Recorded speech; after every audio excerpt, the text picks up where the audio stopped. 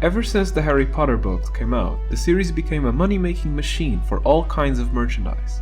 So naturally, video games based on the stories would play a big part in that popularity. Harry Potter games are numerous, featuring several titles of each installment of the series for many different platforms, with great variety in terms of quality and genres of gameplay. Being a massive Harry Potter fan myself, it was certain that I would come into contact with the video games based on the story at some point in my childhood. I played many of these games growing up, and I had a blast with most of them. Not all though. However, looking back and attempting to remove the rose-colored glasses of childhood, I'm able to look more objectively at these games and recognize those that stand out above the rest for their quality, and the others with more than their fair share of faults.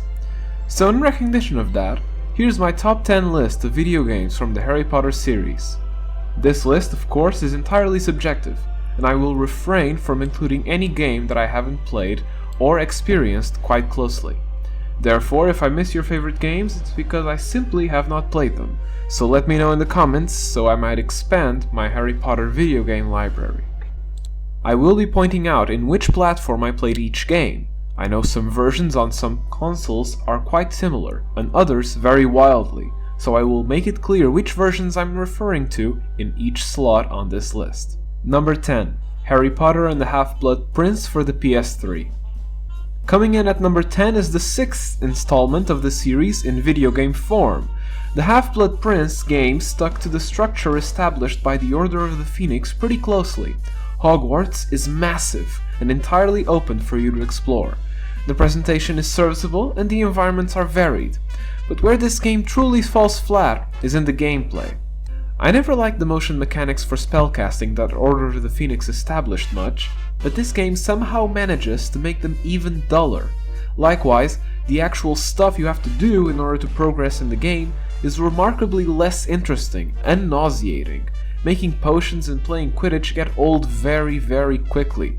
Truly, this is the worst Quidditch gameplay ever in a Harry Potter game. And the rest of the game comes down to fighting and not much else. It's not a horrible game, it's just somewhat forgettable and bland.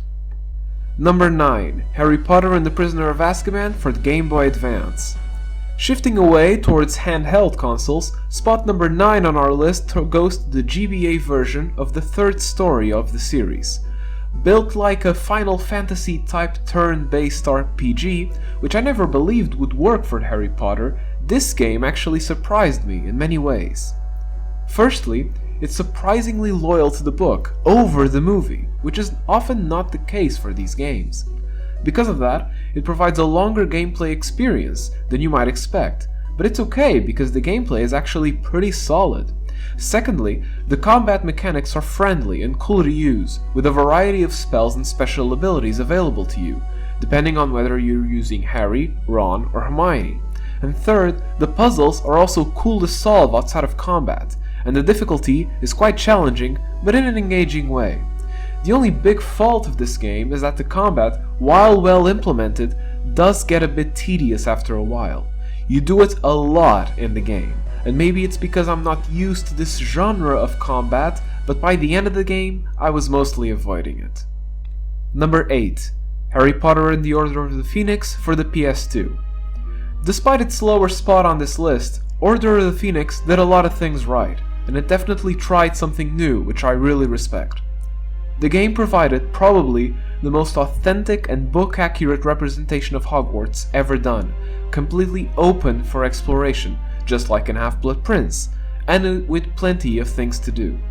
Additionally, the game benefited from a very good score, voice performances from a lot of the members of the movie cast, and in general, from a more active story. Taking down Umbridge and her minions provided great opportunities for creative gameplay experiences that forced you to use different spells in inventive ways. Combat is also a lot better here than in Half-Blood Prince. Even if it's not a system that I'm a big fan of, I do understand that it's more akin to actual wand waving. I just find it weird and not that satisfying. Finally, the game even provides cool collectibles and sweet minigames like Wizard Chess and Exploding Snap that are fun to play but not obligatory if you don't want to. Number 7. Harry Potter and the Chamber of Secrets for the PS1. The Harry Potter series didn't release a lot of titles for the first PlayStation console, but of the ones it did, Chamber of Secrets is my favorite, though I know there are those who prefer Philosopher's Stone, which is also a good game. There aren't a lot of really good things to say about this game actually. The presentation is not incredible, the facial animations are hilariously bad, but undeniably iconic, especially poor Hagrid. But the environments are really colorful and engaging, and the score is just amazing, as are all Harry Potter tracks composed by Jeremy Soule. As far as gameplay, it's pretty basic, but fun to play. It's more about platforming in this game, which works well, mixed in with a little bit of combat, spell use, and even stealth, plus Quidditch, which is actually pretty fun. All in all, this game is all about the nostalgia for me. It isn't particularly good, but I would play it through the whole thing right now if I could. Number 6.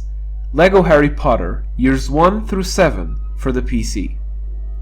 I know this game is a two-parter, but it didn't make much sense to me to have two LEGO games on this list with almost the same mechanics, so I just chose to bundle them together in this spot.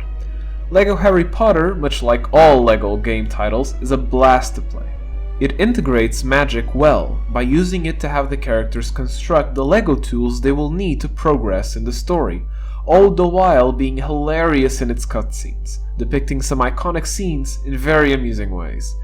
It's also a game that requires thought and exploration, as the way forward is not always clear to you, but that exploration not only urges you to keep playing, but also to keep finding the game's collectibles, which are a ton. This makes it so that you could keep playing this game for a long time and still not have found everything.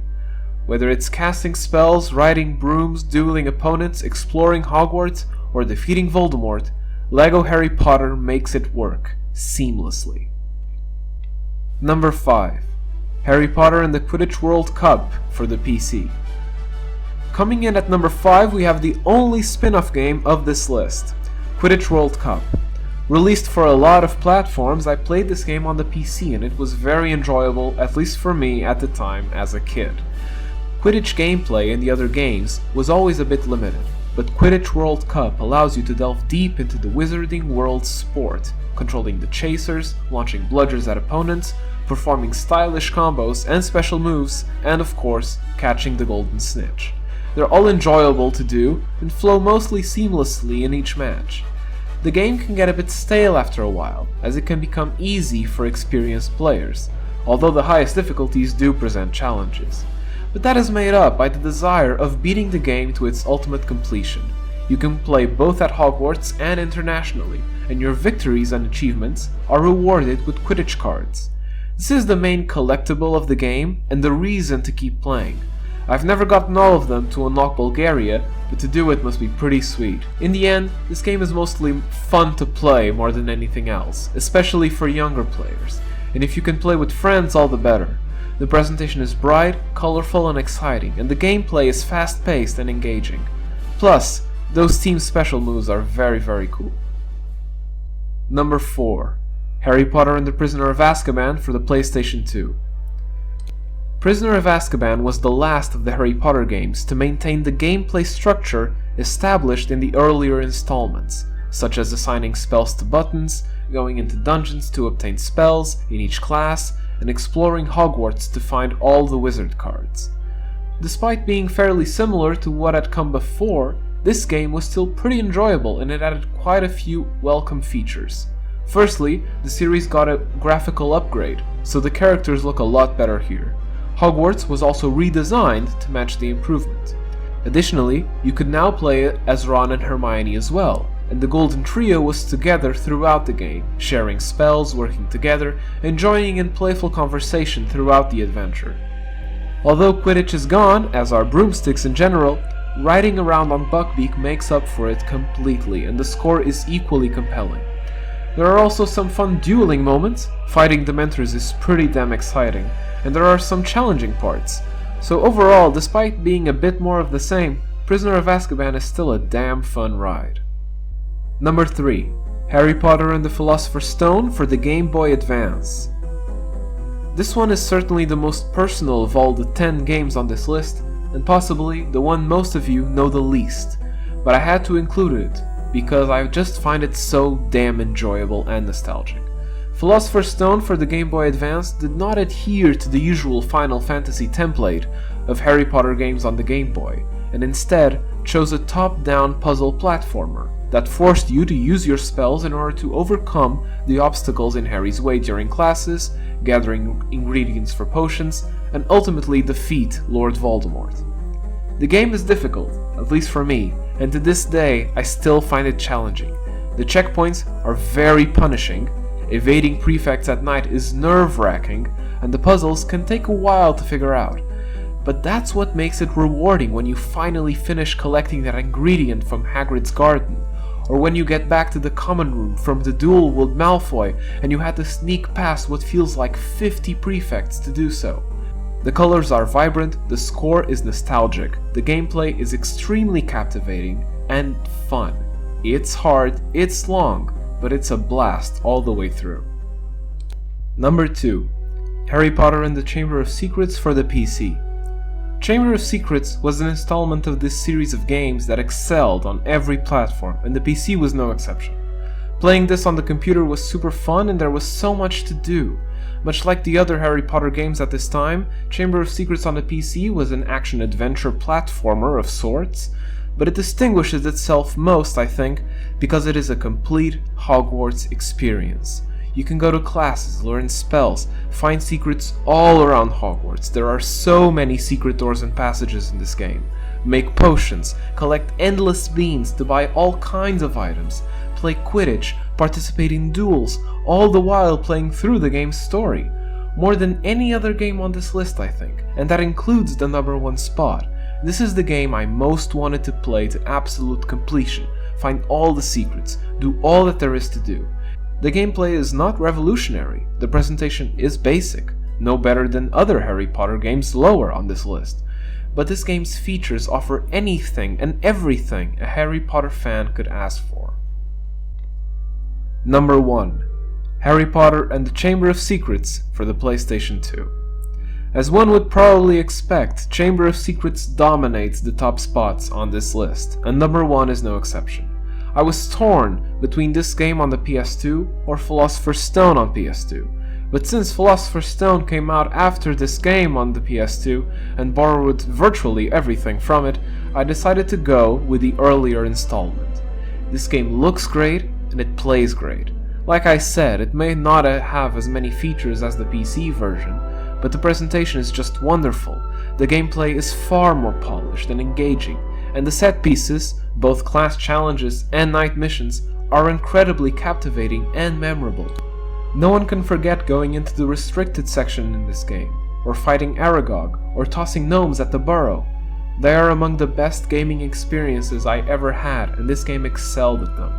For the completionists, there are tons of wizard cards to collect here. They are tricky to find and can increase your enjoyment of this game by a long time.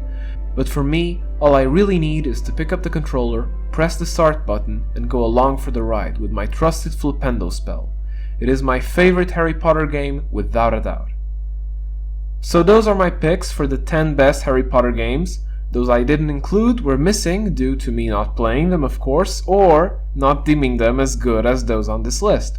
Feel free to share your own thoughts in the comment section below with your own favorite Harry Potter games, and thank you for watching.